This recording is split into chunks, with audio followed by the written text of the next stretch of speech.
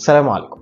في نهاية الفيديو ده هيبقى عندنا تريننج ابلكيشن ليه هوم بيج شكلها لطيف جدا، نقدر منها ندخل نعمل اد لنيو كورس ونسيف الديتيلز بتاعته، وكمان نقدر نعمل اديت لكورس هو اوريدي موجود عندنا ونسيف برضو الديتيلز بتاعته. وطبعا كل الكلام ده هيسمع في الداتابيس بتاعتنا اللي موجودة على الشير بوينت ليست. تيجوا نشوف عملنا كده ازاي؟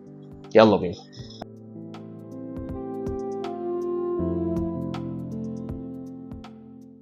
هندخل على باور ابس، هنختار الابليكيشن بتاعتنا وندخل على الايديت مود.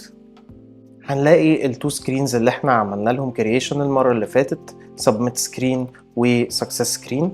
وطبعا زي ما احنا عارفين عشان اعمل نيو سكرين هدوس على نيو سكرين، وانا هنا هختار التمبلت اللي اسمها سايد بار. طيب هو انا متخيل ايه شكل السكرين اللي انا عاوز اعملها؟ انا متخيل ان فوق هيبقى موجود التايتل، في الجزء ده هيبقى موجود الريكوردز اللي موجوده عندي كلها عشان اختار منها الريكورد اللي انا عايز اعمل له اديت، وهنا تظهر لي التفاصيل بتاعه الريكورد ده عشان اعمل لها اديت وبعد كده اعمل سيف. يبقى انا ناقصني حاجه واحده في اللي انا متخيله، ان يبقى عندي جزء تحت اقدر اعمل منه سيف.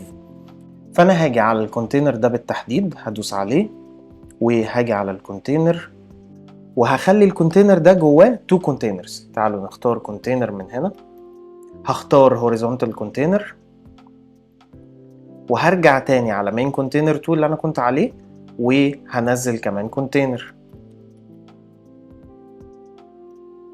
كده بقى مين كونتينر 2 جواه تو كونتينرز. هظبط بس الفورماتنج بتاعه بسرعة.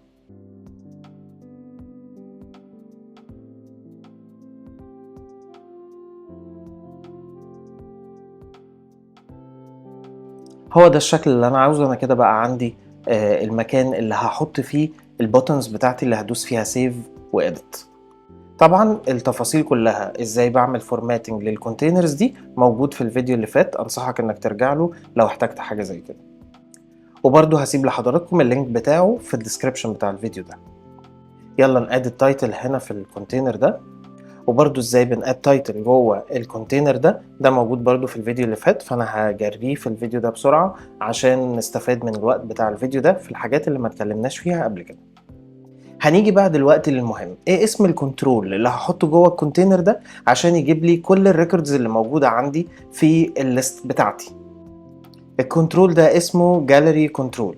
هندوس انسرت وهنختار فيرتيكال جاليري. اول حاجه هيطلبها مني بيقول لي سيلكت الداتا سورس بتاعتك اللي انت عاوزني اجيب منها الايتمز، فهختار تريننج ليست. تمام كده هنلاقي انه الجاليري جاب لي كل الايتمز اللي موجوده عندي في الليست. لو جيت عملت بريفيو هلاقي الايتمز، اقدر اسكرول ما بينهم بالشكل ده. هنلاقيه باي ديفولت نزل لي اسم التريننج ونزل لي الديت، وده بينزل باي ديفولت اول ما بختار الجاليري واسلكت الليست اللي هتبقى لينك بالجاليري ده. هو بيختار اول تو كولمز ويحطهم لي جوه الجاليري، وهنشوف دلوقتي ازاي نقدر نغير حاجه زي كده. اول حاجه هسلكت الجاليري نفسه، وفي الجاليري هسلكت اول ريكورد هو اللي بيبقى بالنسبه لي التمبلت اللي بيتكرر عليها او بيتغير على اساسها بقيه الايتمز جوه الجاليري. يعني انا بعمل اديت لاول ايتم جوه الجاليري، وبعد كده اي حاجه بعمل لها اديت جوه الايتم ده كل الايتمز او بقيه الايتمز هتتكرر او هتتنفذ بنفس الفورماتنج اللي انا عملته في اول ايتم. يعني مثلا لو انا حركت كده الصوره من هنا لهنا هنلاقيها اتحركت في كل الايتمز بالشكل ده. فانا بالنسبه لي بعدل بس في التمبلت الاولانيه، بقيه الايتمز بتفولو اللي حصل في التمبلت. هرجع سيلكت التمبلت تاني كلها، وهلاقي هنا في البروبرتيز عندي حاجه اسمها لاي اوت، فاقدر من اللاي اوت اختار تمبلت تانية. ممكن اختار ان يظهر بس التايتل فما يبقاش فيه مكان للصوره، واللي يبقى موجود هو مجرد التايتل. نرجع تاني نشوف ايه الاوبشنز المتاحه، هنلاقي كل الاوبشنز موجوده في اللاي اوت بروبرتي بالشكل ده. هرجع اختار اول اوبشن او الديفولت اوبشن اللي كان نازل لي. هنلاحظ هنا ان الويدث بتاع الجاليري بقى اكبر من الكونتينر اللي جواه، وهنا في بروبرتي لطيفه جدا او فانكشن لطيفه جدا ممكن نستخدمها. انا دلوقتي عمل سيلكت طبعا على الجاليري، هروح على الويدث بتاع الجاليري وهغير الويدث ده وهكتب parent.width. هنلاقي بالمنظر ده شكل ايه الجاليري بقى جوه على قد بالظبط الكونتينر بتاعه. يعني ايه بيرنت؟ يعني ايه الكنترول اللي جواه الكنترول بتاعي اللي انا بعمل عليه الايديت ده. فالبيرنت بتاع جاليري 2 هو سايد بار كونتينر 1، وهكذا طول ما احنا ماشيين لحد ما يبقى سكرين 2 كونتينر البيرنت بتاعه هو سكرين 1. تعالوا بالمره كمان نعدل اسم السكرين ونخليها edit screen. جميل، انا كده بقى عندي شكل الكونتينر بتاعي وموجود صورة وموجود هنا تايم مانجمنت وتحت مكتوب تايم مانجمنت، بس مش هو ده اللي انا عاوزه. انا عاوز مثلا يكون مكتوب تايم مانجمنت وعايز اختار حاجة تانية غير تايم مانجمنت انها تتكتب تاني. هنلاقي اول ما ندوس على تايم مانجمنت مكتوب هنا في البروبرتي اللي اسمها تكست مكتوب this item dot title. انا هنا هعمل ايه؟ هغير بس دوت تايتل دي واشوف ايه الاوبشنز اللي انا محتاجها. هلاقي دوت حاجات كتير ممكن اختار منها، مثلا الكورس ديت، ممكن اختار كورس تايب. وعشان كورس تايب ده موجود في الدروب ليست فلازم اعمل دايما دوت فاليو. طب لو انا كمان عاوز اضيف فيلد كمان يظهر لي هنا في الجاليري بتاعتي، عادي هسلكت التكست كنترول ده وهعمل له كوبي وهعمل بيست. نتخيل مثلا ان احنا عاوزين نضيف الديت، فانا هحرك مثلا الديت عاوزه يظهر فوق هنا اهو، وعاوزه بدل ما هو يبقى موجود على الشمال يبقى انا عاوزه يظهر على اليمين. هدوس هنا كده ظهر لي على اليمين، وهنا هغير بدل كورس تايب هخليها كورس ديت. طيب ودلوقتي لو انا عاوز اغير حاجه جوه الصوره بالنسبه لي بتنزل سامبل ايمج كده من باور ابس. طب لو انا عايز اضيف صوره تانية هي موجوده عندي، تعالوا نشوف ازاي. احنا كنا في الاول خالص في اول فيديو اتفقنا ان عندنا هنا حاجه اسمها ميديا. في ميديا هقدر احط، لو عايز احط صوره او فيديو او حاجه زي كده هقدر احط الكلام ده من هنا. فهختار ميديا وهختار اد ميديا، هعمل ابلود من حاجه عندي على الكمبيوتر بتاعي. لما عملت ابلود ظهرت لي جوه في الايمجز.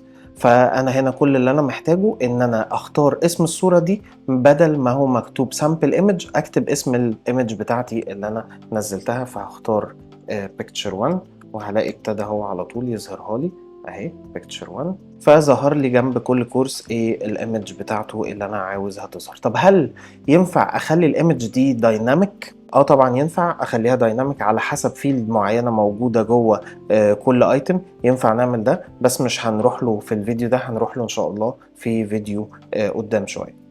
جميل جدا، انا كده بقى عندي الجاليري وكل اللي انا محتاجه ان انا اضيف فورم جوه الكونتينر ده، وبعد كده احط البوتنز بتاعتي اللي هسيف بيها وهعمل بيها اديت في الكونتينر ده. عشان اعمل كده هروح على الكونتينر اللي جواه الفورم وادوس على insert واختار فورم. هيجيب لي ان هو عاوز مني ان انا الينك الداتابيس بتاعتي. بس انا هنا فكرت في حاجه تانية. طب بما ان انا عملت قبل كده فورم والفورم بتاعتي اوريدي موجوده في السبميت سكرين وعملت عليها الكونفيجريشن اللي انا محتاجه، طب ليه ما اروحش اخد الفورم دي من السبميت سكرين؟ ينفع اعمل كده طبعا. تعالوا نعمل كده سوا. هرجع على سبميت سكرين، هسلكت الفورم بتاعتي اللي انا عاوز اخدها، اعمل لها كوبي، ارجع تاني على اديت سكرين واعمل في الكونتينر ده بيست.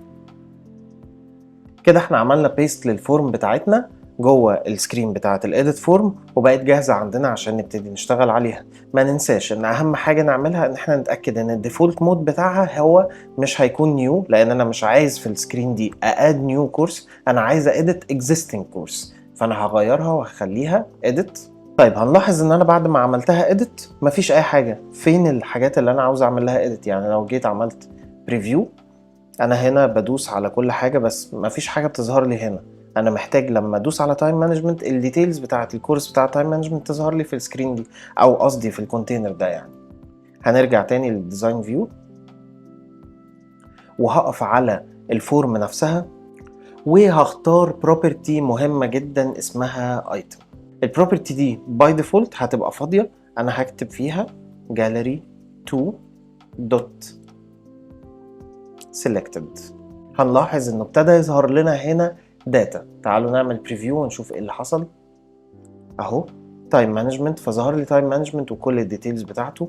اكسل ظهر لي الاكسل وكل الديتيلز بتاعته، وهكذا. كل ما هغير اسم او نوع الكورس بتاعي هيتغير الديتيلز اللي موجوده جوه الايديت فورم.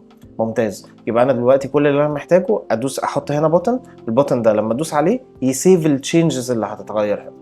هنرجع للديزاين سكرين، هندوس على الكونتينر بتاعنا ونروح من insert ونختار button.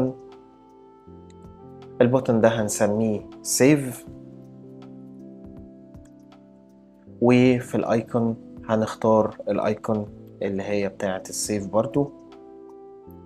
هنروح طبعا على الاون سيلكت بروبرتي وهنكتب فيها submit form، ونختار اسم الفورم بتاعتنا new form underscore 1. هي دي الفورم اللي انا واقف عليها، وهقفل القوس. فكده خلاص السيف بوتن ده هيشتغل.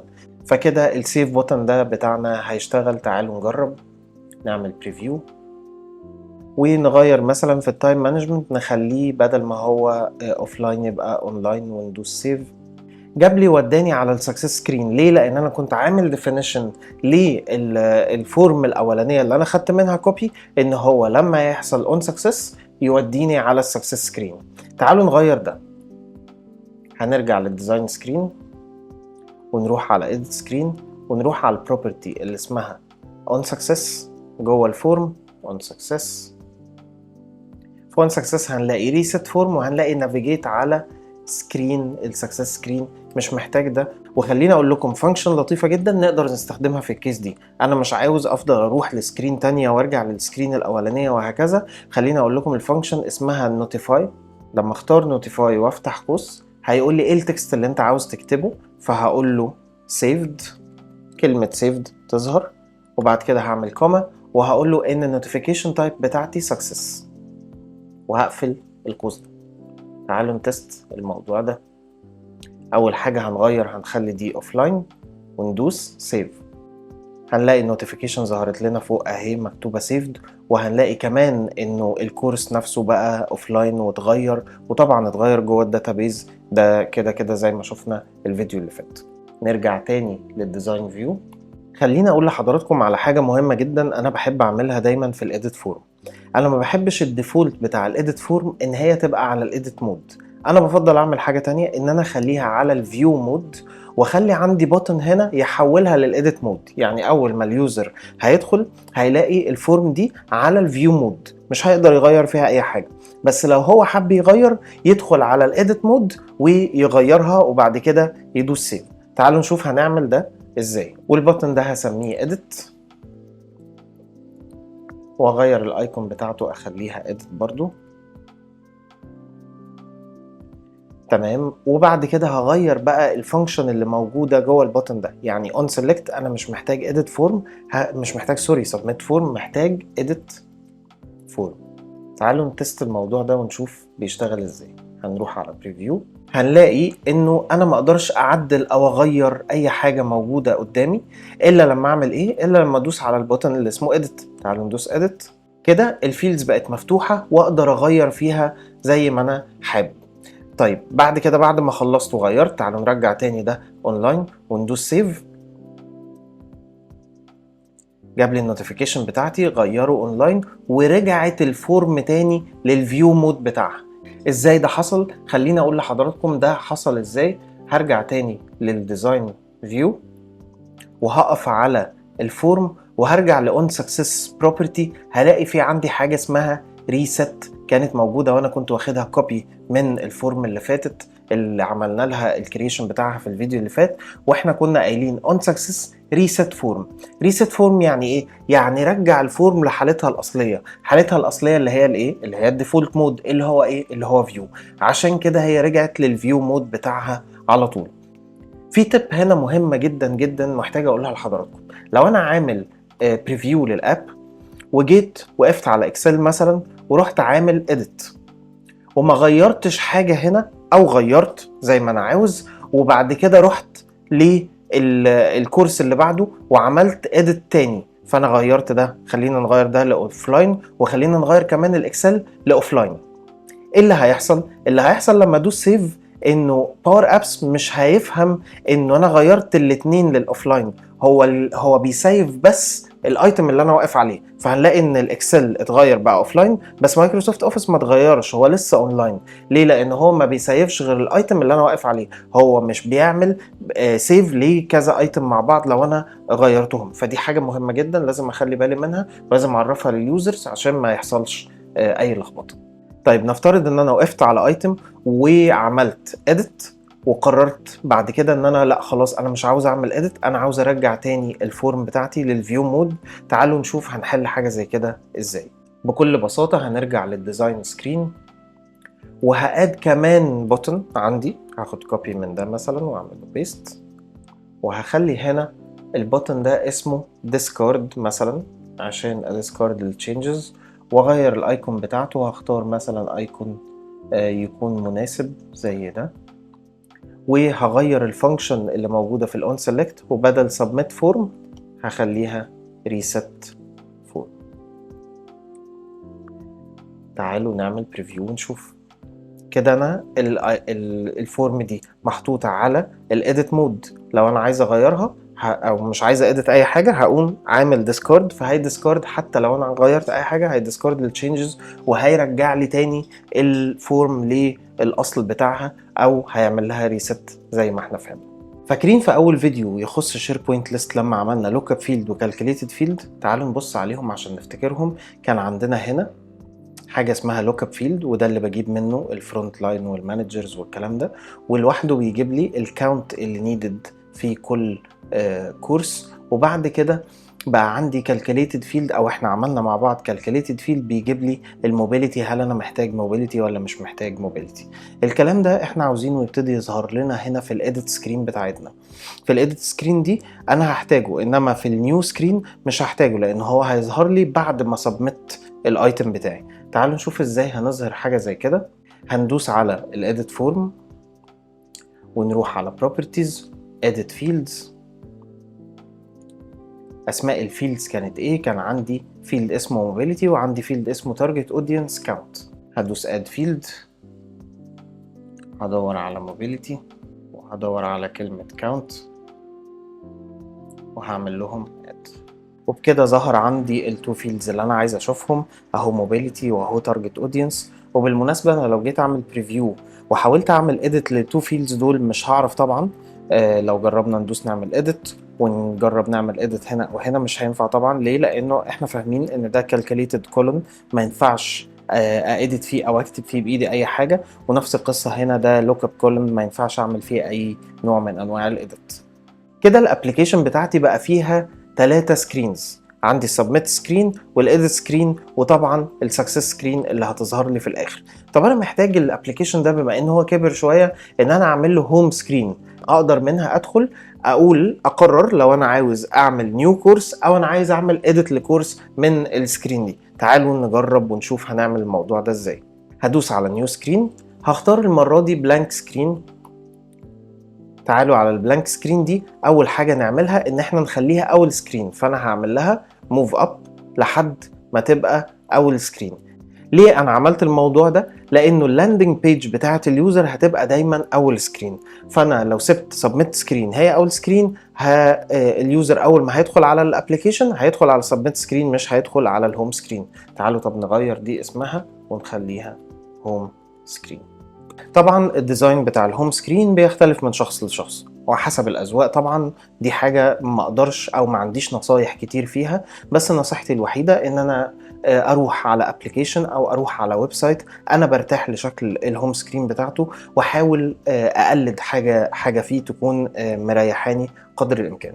او ان انا اروح للهوم بيج بتاعه باور ابس وابص على الابلكيشنز اللي موجوده جوه الايكون اللي اسمها كرييت، هلاقي ان موجود عندي تمبلتس اوريدي باور ابس عاملها، ممكن دي تلهمني في ان انا زي مثلا الابلكيشن ده او ابلكيشن زي مثلا الابلكيشن ده. دي حاجه ممكن تلهمني في ان انا يبقى عندي شكل للابلكيشن بتاعتي مختلف، افتحها وابص عليها واشوف الديزاين بتاعها شكله عامل ازاي، واحاول اعمل حاجه زيها تكون مريحاني او مناسبه ليا.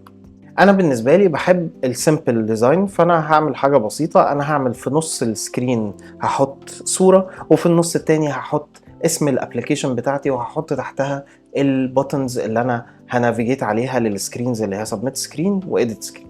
فانا اوريدي عملت ابلود لصوره معينه جوه الميديا عندي، سميتها تريننج، وهسلكت الصوره دي. مجرد بس ما هدوس عليها هتنزل لي جوه السكرين. هبتدي اعدل الدايمنشنز بتاعتها. كده انا حطيتها في الجزء اللي انا عاوزه من السكرين بتاعتي. تعالوا نبتدي نحط اسم الابليكيشن ونغير الفونت والسايز بتاعه.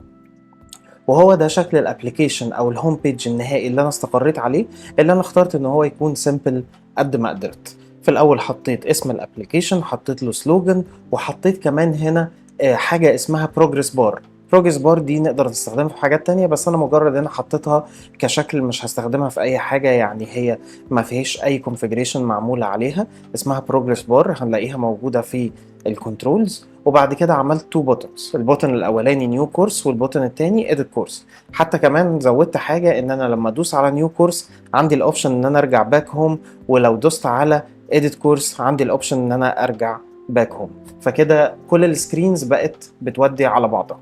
كده الابلكيشن بتاعنا بقى جاهز ان التريننج تيم يقدر يستخدمه.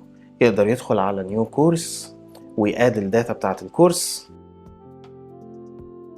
ومن السكسس سكرين يقدر يرجع للهوم او يروح ياد نيو تريننج او يدوس edit a course،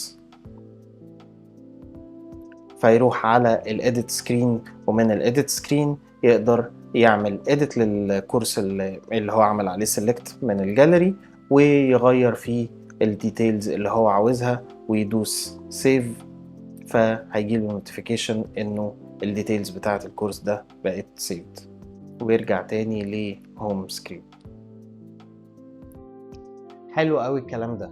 بس هو انا لو عايز اعمل سيرش على ريكورد معين او اعمل فلتر على الداتا بتاعتي، هو ده بالظبط اللي هنعمله الفيديو اللي جاي. بس دلوقتي مع دعوتك الحلوة وكومنتك الجميل. سلام.